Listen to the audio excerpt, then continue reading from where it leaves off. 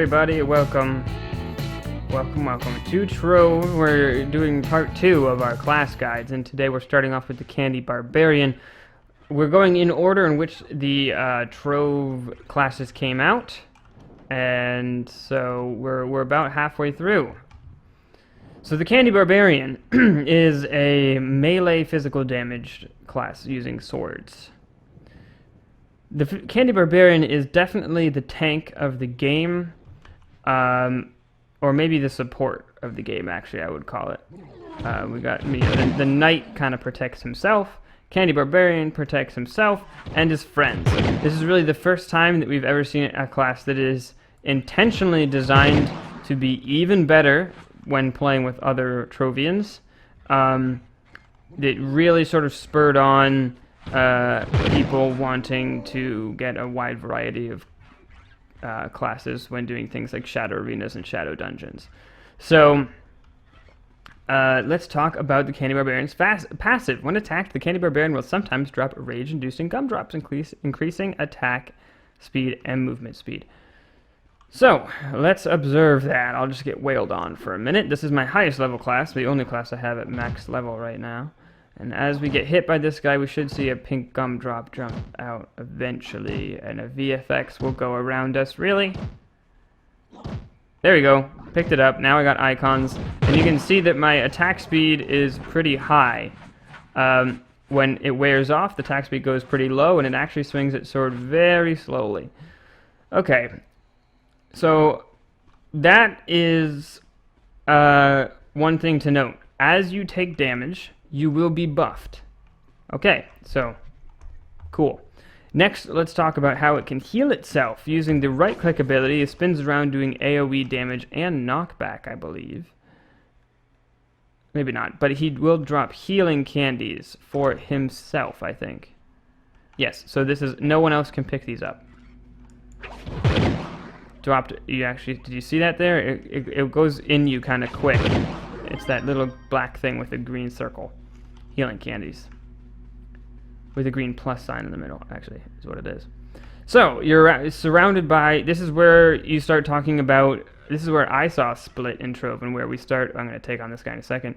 Talking a lot more about whether a class is good against single opponents or many opponents. The Candy Barbarian can stay at high health if there are lots of small little opponents, because lots of small little opponents means you hit them all with an AoE and get a healing candy off of all of them. With one single opponent like this guy over here, you don't have that anymore because he's only going to drop one healing candy. So that's kind of unfortunate. But have no fear, if you want to heal, you may use your alternate. All right, we're gonna come back to number 1 ability first. You can see there's a little spot on the ground I can sort of move around to make it right in front of me or just a couple blocks out. When I let go, an ice cream cone comes down. For me, it doesn't look like an ice cream cone, but it will on the default skin. Does a fair bit of block damage, but also drops both rage-inducing and healing candies. And the important thing to note about this is that it drops, creating gumdrops and dropping healing candies for allies, and I believe it drops both types for allies. Maybe not. Maybe only the gumdrops are for the Candy Barbarian. But it will heal your allies, meaning any other Trove player. And don't worry, it is not that they will get the healing candies, and then because they picked them up, you won't. It doesn't go to who's closest. Everyone gets some. So that's good. Now, the number 1 ability is another way to get the gumdrops, which will give you the buff for attacking. If you right-click and you have to hit, if you hit number 1, and you'll see he charges up, much like a lot of other classes' number 1 abilities charges. And when you release, you will charge. If you hit somebody, they will drop a gumdrop, and your attack speed will go up. So, knowing this, attack speed is pretty good because he needs it, but really, for me, it's always been about staying alive the longest so that I can throw down more gumdrops and healing candies for allies and stuff like that. So what I would do, he's pretty useless when he's like this. He needs the gumdrops to stay buffed. That's another thing to note. When fighting groups, you will get hit with lots of little pecks, right? Each one of those pecks has a chance to drop a gumdrop, so you're going to get more gumdrops. When you're fighting a single enemy, you're only going to get hit once and in big swings. So you're going to take about the same amount of damage as a bunch of little guys, but you're only going to get, but you're rarely going to get a gumdrop for you to get a buff off of. So fighting little groups, you can kind of just like swing at them and right click to heal yourself when you need it, and you probably won't even use that many flasks. But if you're fighting an enemy like this, what you're going to want to do is start the fight with a charge. Now, I'm way over leveled for this world, so you have to excuse that. But start the fight with a leap. And this leap will give you the gumdrops if you actually make contact. Then start swinging on them, right-clicking when you need the heals, but, you know, also dropping the candy. He's pretty straightforward. Just use his abilities when you need the buffs. It's pretty much that simple. I have chosen to build physical damage and then both health regeneration and max health. Moving on. Hey.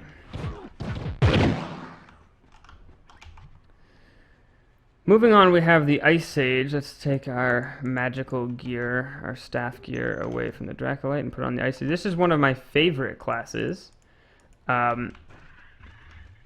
know he doesn't look much like an Ice Sage for me because I have a pretty gnarly costume on right now.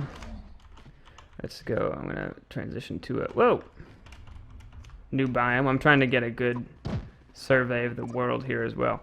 So the Ice Sage is a magical staff-based class which has ranged attacks. It's a little bit like the Fey Trickster in that regard. It also shoots at a comparable attack speed. So it's not as much as the Gunslinger, but yeah. But the Ice Sage, unlike the Fey Trickster, where you really have to stay at range so that you never get hit, the Ice Sage actually has a different way of going about it. So let's talk first of all, and equip these Balefire wings. Oh yeah, beautiful. Let's talk firstly about the passive. So the passive is a little strange. Basic attacks chill enemies, slowing their movement speed. Additionally, Ice Sage can walk across ice without slipping. So I suppose I could show you that bit about the ice. See, no slipping. I don't know if these are actually technically ice. I think they are, though. Kind of not useful at all. There are some bosses these days that actually replace the floor with ice. So for those bosses, I guess it's kind of useful.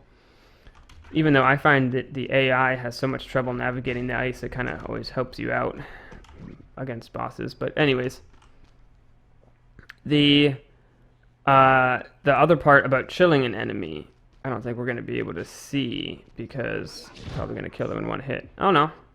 There's little snowflakes around him, and he's moving very slowly, then he's not. So you can sort of fire on enemies that are coming at you and keep them at bay for the most part, you know. And you can stay away from them, which is nice.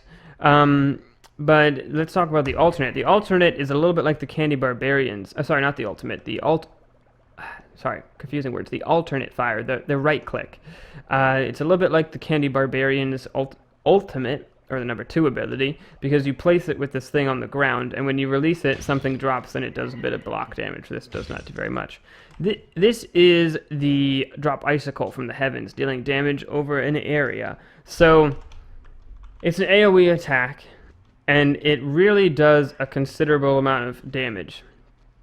So I find that I might, or at least when this class came out, I used to, I guess let's do the dungeon. I used to do this ability probably more than my basic attack, which I know sounds a little weird. So I just come in here and just start mashing right click, and it really does wreck people because it does a lot more damage. But it leaves you a bit vulnerable because you are, you know, you're right up close. Right? It's not really that far of a ranged class. Is this not? I guess that's not where I need to be.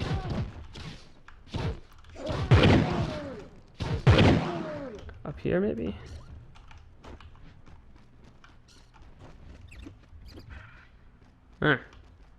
Anyways. I didn't do the whole dungeon. That's fine.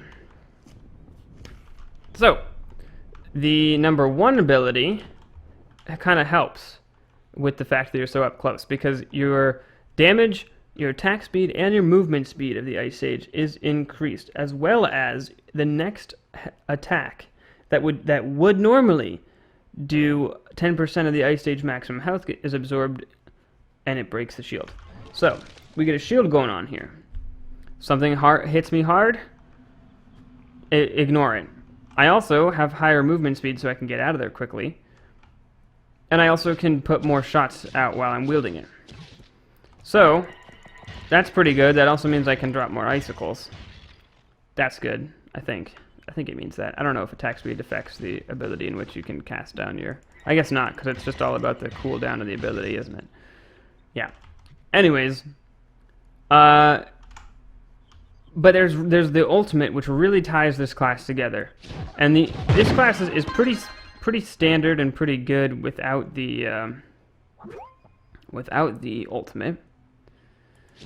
But then with the ultimate, you get something that I find really neat. You will freeze all enemies and damage them. Wait, freezes and damages all enemies around the ice for 3.5 seconds. So they can't attack, they can't move, they can't do anything, they're just frozen. Any damage done to frozen enemies is applied when they thaw. So, you and all your friends who are fighting the boss will not be getting attacked for a period of time because you froze them. And you can deal some damage while they're in there, and then it all gets applied afterwards. And it's very satisfying to have an entire room of enemies freeze for a second. Everyone goes crazy throwing all their attacks at them.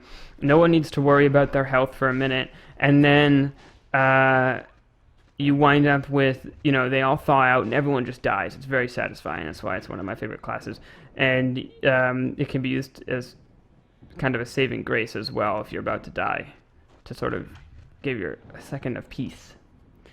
And that's pretty it. So what I would recommend, pretty much what I would recommend doing is getting some magical power, and that's maybe some, I think I had like some energy something on one of these things. Yeah, like energy regeneration. I don't know. But, health per usual. And what I generally do is I'll put up the shield, because the shield, as you can see, basically lasts until you get hit with a strong hit. You see, I still have that one shield up from before, I think. So what I generally do is put up the shield, right? And then that will help my basic attacks and everything. Then I jump into the boss, aggro him, freeze him, drop as many ice cubes as I can on his head. Until then, he'll probably unfreeze and hit me for 10% of my health, which will be absorbed by the shield, and I won't get damaged. In that time, I will escape, use basic attacks to slow him so I can actually make the escape. And basically, if that doesn't kill him yet, wait till my energy comes up and mash more cones. But really, he's most likely going to be dead by then, which is pretty awesome. So, let's move on to the Shadow Hunter, a class which I don't use that much, but is pretty cool. This is the first class to use bows, which is ranged and physical damage. And let's get going. So I'm not really all that geared up with this guy. I actually don't have a bow set yet. So the passive is nearby enemies will periodically receive a shadow mark, increasing damage they take from charged radiant shots and allowing the Shadow Hunter to see them through the walls. Okay, so let's see if we can find a bad guy down here. There's a guy. So, I'm standing pretty close to him, and... Oh, well, this guy got the mark, actually. You can see with the icon over his head. So if I were to run away and go here, we can see his outline through the wall there, and we can actually hold the right click with our alternate fire and shoot him through the wall, which is really cool. So that's what the shadow mark does. The basic attack is just shooting the bow over and over again. But the alternate fire with the right click is an attack that can pierce through enemies and walls. Hold for at least 1 second to charge, causing it to deal extra damage to shadow marked enemies. So this enemy is going to take extra damage because he's shadow marked. If I right click and shoot this guy, I think... Oh, he got shadow marked right at the last second, actually. Yeah, see, that did not do as much damage. But I think it still did more damage than a basic attack would. Yeah. So it's really like, you know, it's just whether or not you want to take the time to actually pull back the bow or not. Usually it's not worth it unless the enemy has a shadow mark. But, you know, if he hasn't aggroed you, then whatever. Okay, let's talk about the number 1 ability, which is... Here's an enemy. A snare. Let's read about it in case I miss any details. Yeah, so if I... Oh, see, he's not going to be able to get up there, is he? So if I throw this down, he walks over it, he can't move, he took a bit of damage, and that's that. It's basically similar to the Neon Ninja's charge ability, except you throw them out. So you could throw these down before a fight so that you can, I don't know, let your friends get a couple of first hits. I don't like it that much. This is probably one of the weaker abilities of this class, this is probably the ability that I actually use the least in the game. Number 2 applies a shadow mark to all nearby enemies and empowers the Shadow Hunter's next radiant arrow to increase its damage, causing it to knock enemies back. So, we talked before about classes that excel at single-person combat compared to group combat.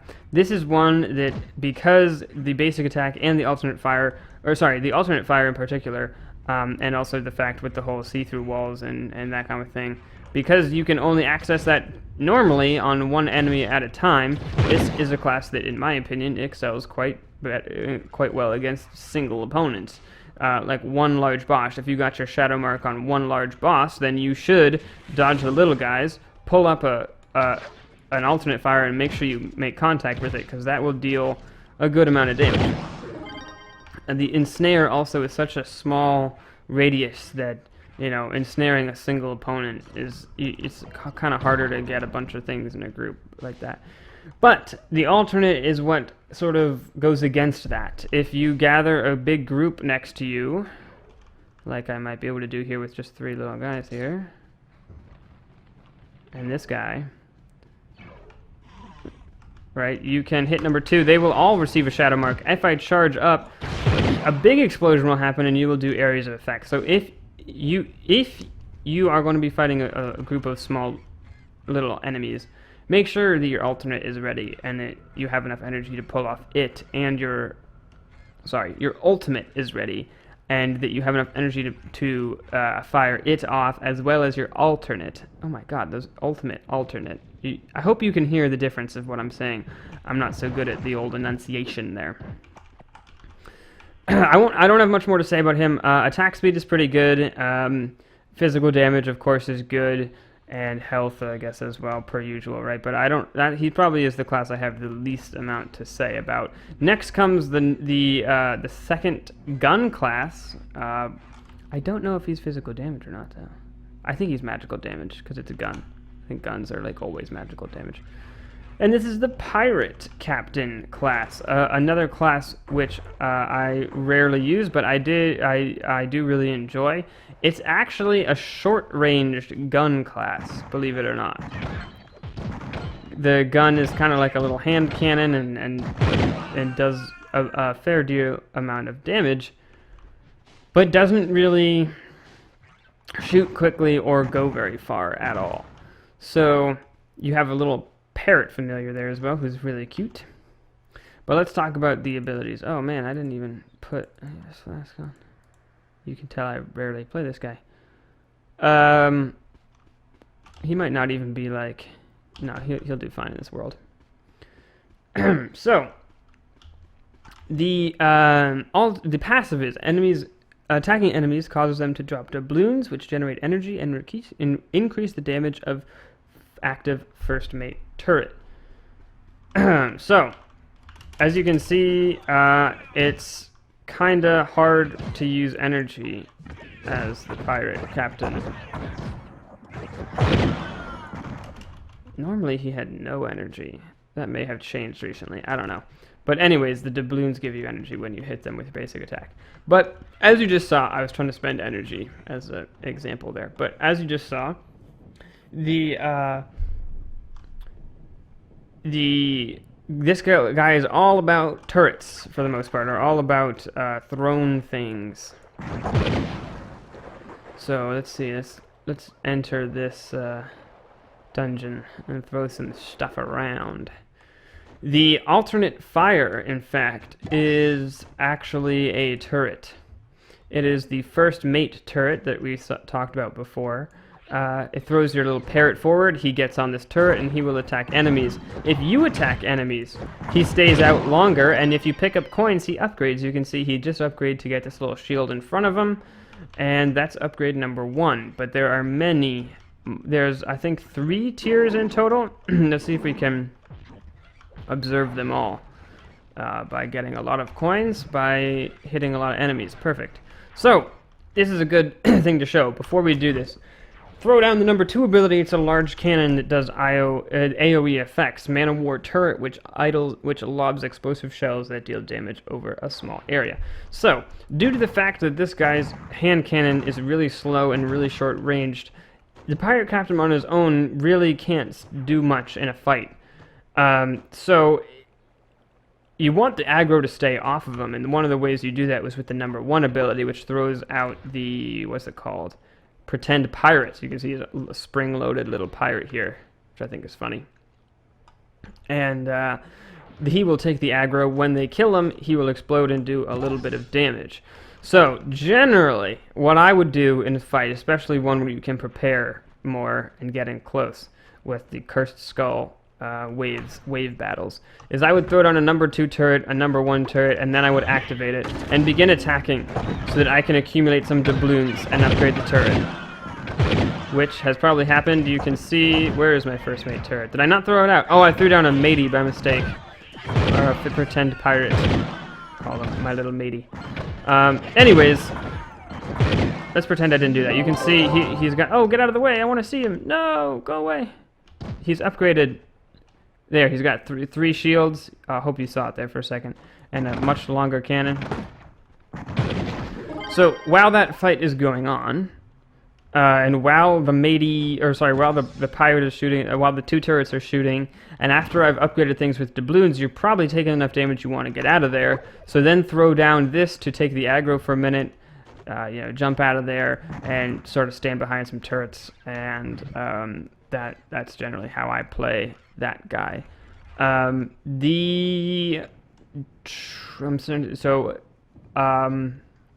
think I just went for magical damage. Like I said, I haven't really built gear for this guy, so maybe leave your suggestions for Pirate Captain stats down below. I don't really have an answer for you there in terms of what you should have on your gear for the Pirate Captain.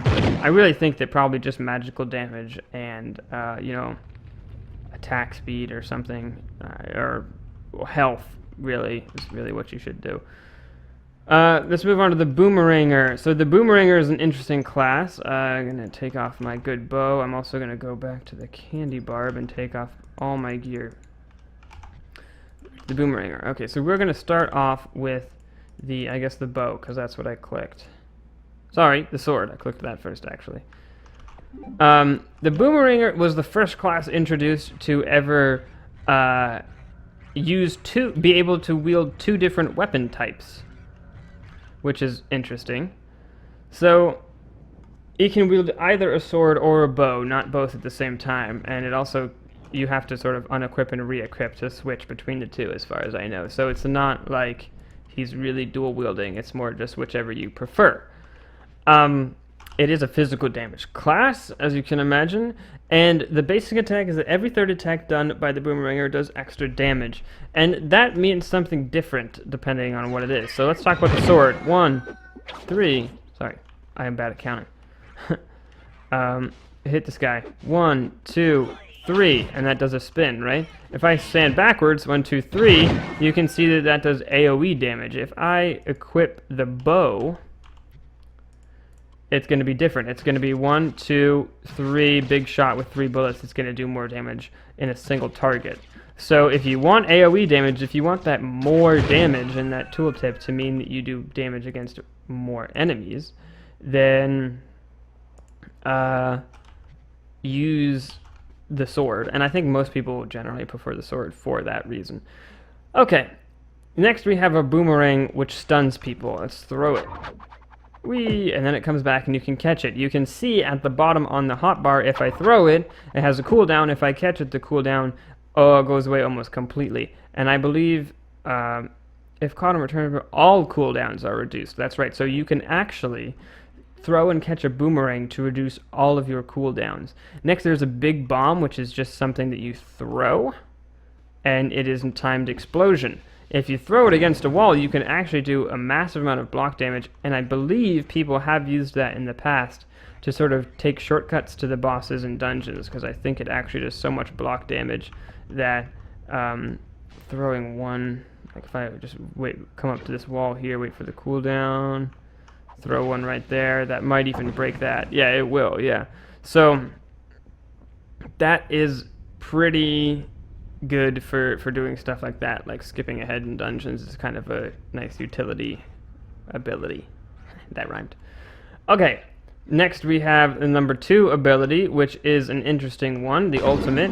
It drops things. I don't know what that was, but a mysterious urn for an area damage and random bonus. So throw it down, just like the bomb, for area damage, but it doesn't have a timer. It just goes instantly, and then it drops something. It can drop chickens that will help fight for you, little allies.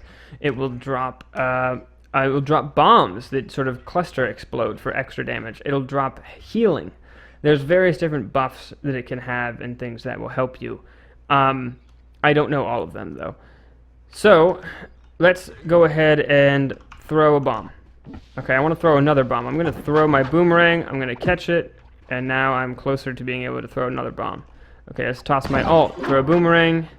Catch it. Now I can throw another bomb. Boomerang. Catch it. Right.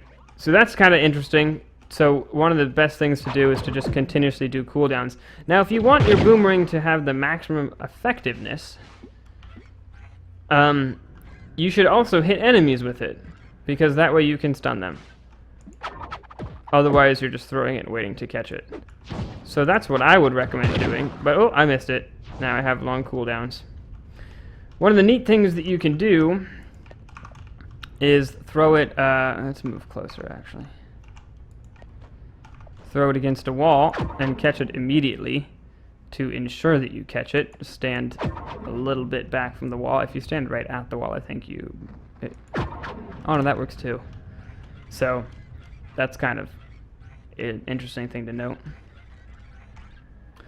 And next, so what would I recommend having on it? Another one that, since I don't play it that much, I don't really have a good suggestion for you. Physical damage and health is really what I would have. Due to the fact that you can get so low cooldowns, I would maybe say some energy regeneration or some maximum energy would be in order, just because it would be a good idea, because you will be able to use your abilities enough if you can. Wait, what did I just do? Whoops. Let's get the candy bar back and put this on, and then we'll get the. What is that? Oh, that came from the Shadow Hunter. And we'll go to the Ice Age, take off the good gear, and the Tomb Raiser, the new class, which I just did a video on, so I probably don't need to cover too much, but for completeness I will, and I apologize for the length of this video. So, Tomb Raiser is another staff class, magical damage, but much like the Dracolite, is very short-ranged. It's the newest class at the time of making this video, and at the time of launch on Steam, it is the newest class. So, there is one little quirk I would like to mention that I don't think I talked about in my video, because I hadn't really played with it enough. And then we did a live stream where we played with it a lot, and you can see we're already up to rank 13. So, if I attack, I had a lot of trouble here in the normal view that I normally have, knowing who's going to get hit and who's not, or what's even happening. If you turn your camera, you can sort of get a glimpse of it. But the best thing to do... Oh my god, look at that glare against the glass. Having glare problems inside a video game.